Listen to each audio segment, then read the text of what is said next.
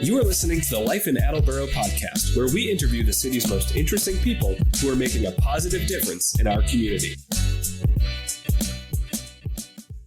Hey everyone, I'm the host of the Life in Attleboro podcast, Mike Sullivan. I recently spoke with a published author who lives right here in Attleboro. And oh yeah, he's a 16-year-old sophomore at the high school. Enjoy episode 48 of the Life in Attleboro podcast.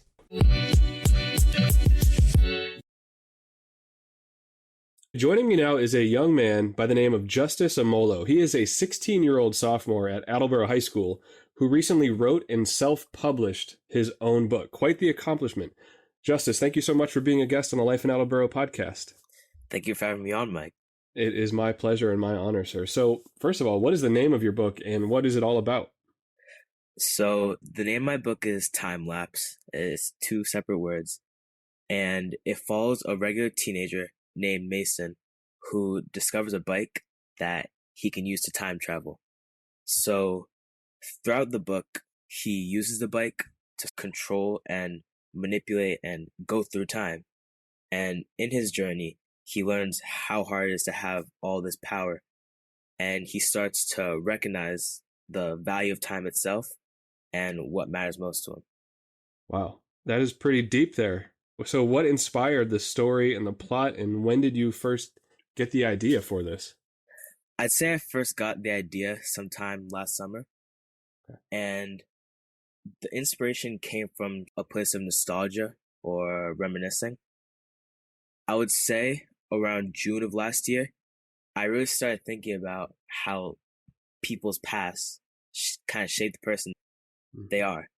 And I would look back at my own past and I would think about the events that happened in my life that shaped the person I am today.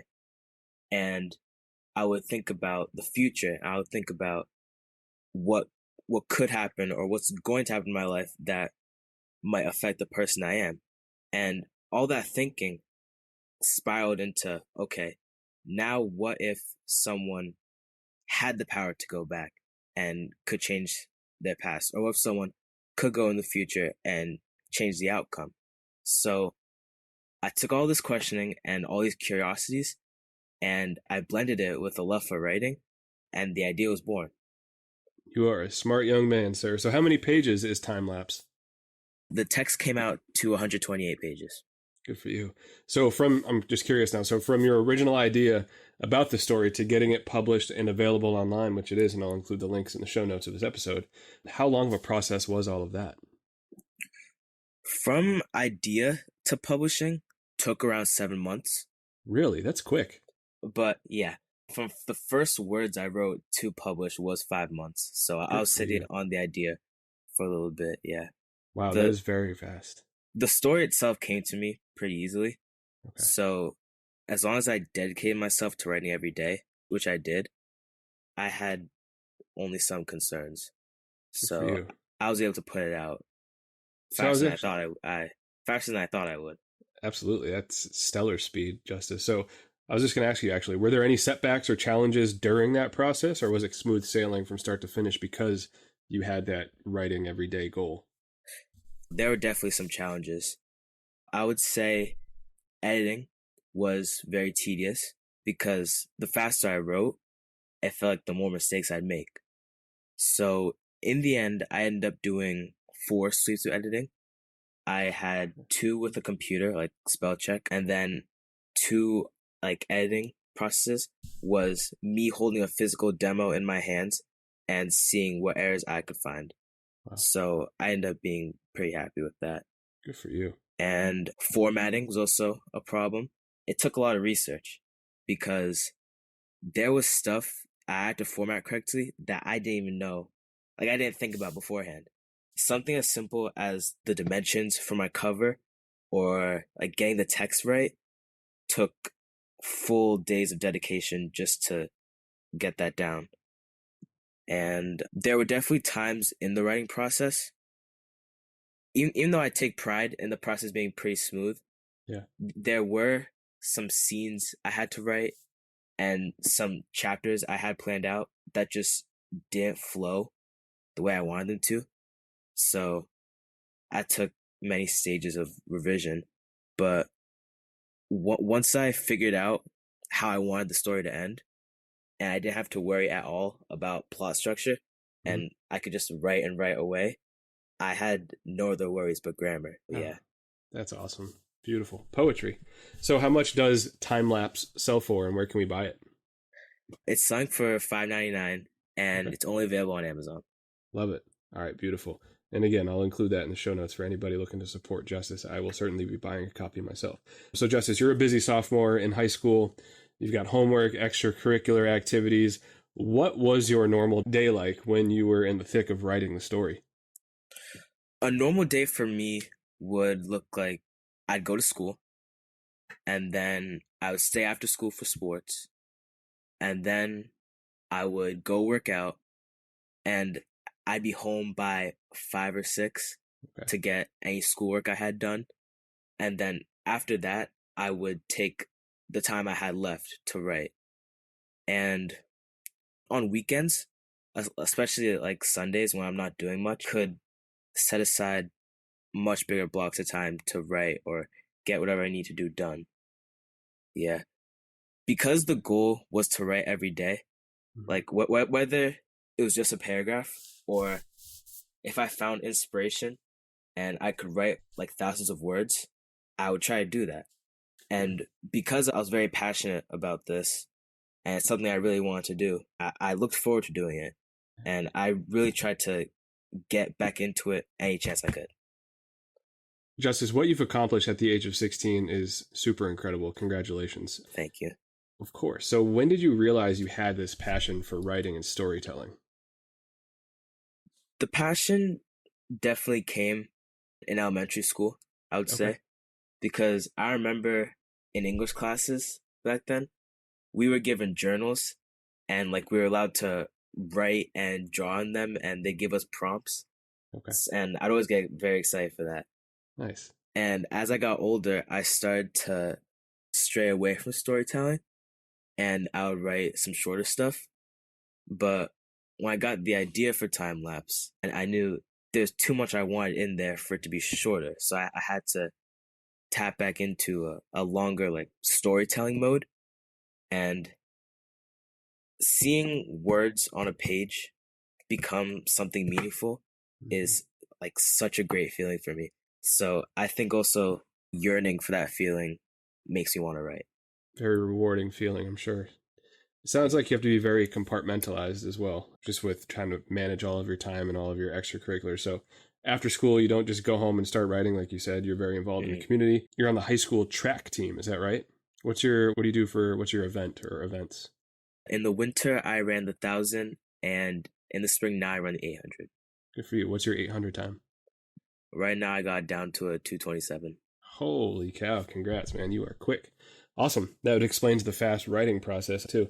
So when you're not running around the track at super high speeds, you're also a lifeguard at the Y, is that right? Yes. How long have you been doing that? Just about a month. So it wasn't Okay. really in the writing process. All right. Very good. Do you enjoy it? Oh yeah, for sure. That's awesome. And then you also have experience as a medical assistant. What's that about?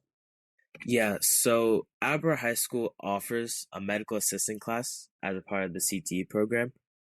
So very thankful that I got into that. And I really like trying to help people.